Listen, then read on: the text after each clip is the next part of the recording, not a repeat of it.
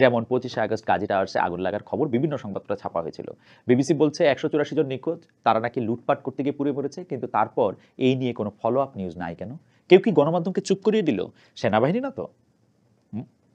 অথবা জামায়াতের আমির ডক্টর শফিকুর রহমান, যিনি ৭১-এ জামাতের ভূমিকার জন্য ক্ষমা চাইতে রাজি হন নাই, তিনি কেন হঠাৎ করে এত উদার হয়ে বলে ফেললেন, আমি বারবার ফেসিজম আর ফেসিস্ট বলা পছন্দ করি না, কারণ এরাও তো আমাদের পরিবারের সদস্য, রাজনৈতিক পরিবারের সদস্য।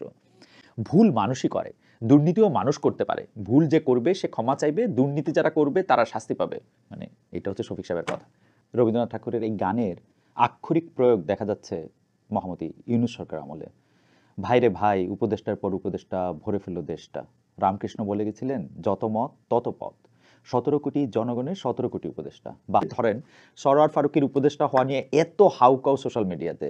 শেখ হাসিনার আমলে একই পদে ছিলেন আসাদুজ্জামান নূর। তার সময় এইরকম হইচই হয় নাই। তার কি কারণ হইতে পারে আমার একটু বোঝান তো ভাই আপনারা। আমাদের মনে হয় একজন মানুষ হয়ে আরেকজনের উপরে হাত তোলার অধিকার আমাদের আছে। এটা কেন মনে হয়? ওই আরেকজন যত খারাপ লোক হোক, যত বিরাট অপরাধ করুক, আমরা কেন আরেকজনের গায়ে হাত তুলব? আর সে হাত তোলা আবার এমন পর্যায়ে যে তাকে মেরেই ফেলব? এই কাজগুলি যারা করছে তারা মঙ্গল গ্রহ থেকে এসে এসব করছে না। আমাদের মতোই দেখতে তারা। আমার, আপনার মতো, এমনকি আমি বা আপনিও হতে পারি সেরকম পরিস্থিতিতে মবের অংশ হলে, বা আমরাও অংশ নিতে পারি সেই মবের হয়ে। ইন্টারন্যাশনাল ক্রাইসিস গ্রুপের রিপোর্টে দেখলাম, তারা বলছে মানুষের আকাশচুম্বী প্রত্যাশা পূরণ করাটাই সবচেয়ে বড় চ্যালেঞ্জ। আমাদের ধারণা ছিল হাসিনা পালাইলেই দেশের সব মানুষ দরবেশ হয়ে যাবে, কেউ আর চুরিচামারি করবে না, কাজে ফাঁকি দিবে না, অন্যের ঘাড় মটকাবে না।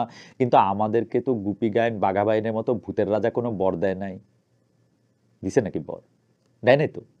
আমরা যেখানে ইচ্ছা চাইলেই চলে যেতে পারি না। প্রতিটা পদক্ষেপ নিতে হয়, প্রতিটা সিঁড়ি উঠতে হয়। যে বিশাল কর্মসূচি এই সরকার হাতে নিয়েছে, তা ১ বছরে তো দূরের কথা, ১ প্রজন্মও শেষ হবে না। কারণ এর বাস্তবায়নের জন্য আমাদের সামষ্টিক মানসিকতার পরিবর্তন দরকার। সেটা কি এত সহজ?